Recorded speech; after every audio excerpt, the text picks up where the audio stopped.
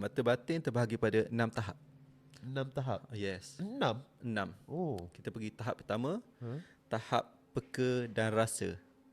Peka dan rasa maksudnya kita nampak. Kalau kita rasa macam tak sedap badan lah. Itu tahap pertama. Okey, yang sebelum tahap pertama, tahap kosong. Tahap kosong adalah manusia biasalah, tak rasa. Tahap kedua adalah peka dan bayang. Dia peka, dia rasa. Lepas tu dia tak terbayang macam ada benda lalu. Itu tahap kedua. Okey. Dan tahap ketiga iaitu peka dan visual. Peka. Yes. Penampakan dia tak jelas. Macam sama-sama je. Nampak sikit-sikit ya. Sikit-sikit. Itu tahap 3.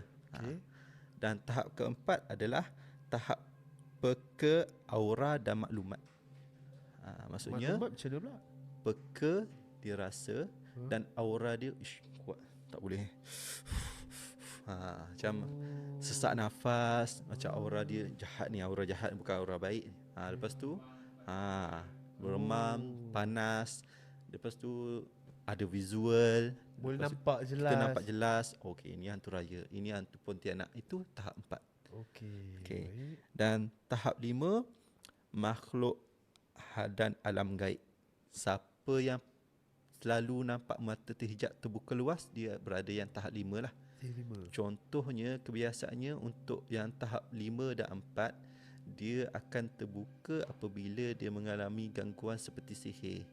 Orang yang kena sihir ni memang automatik dia akan berada tahap 4 dan 5. Memang dia akan nampak ke? Yes. Walaupun dia dah sembuh, dia akan lalui juga benda tu sebab mata dia dah fully terbuka. Tapi dia adakah dia fully terbuka macam ada orang cakap type A, type B? Type B ni dia boleh nampak sama-sama je, kadang-kadang tak selalu. Tapi kalau type A ni memang setiap masa kat sini pun dia boleh nampak. Kalau macam sihir, dia akan setiap masa. Sihir tahap 5 dan tahap 4 ni dia macam pergi je tempat yang tak elok, dia akan rasa. Pergi sana tak elok, tak akan rasa. Even dekat masjid pun dia akan rasa. Sebab benda tu nak munculkan diri.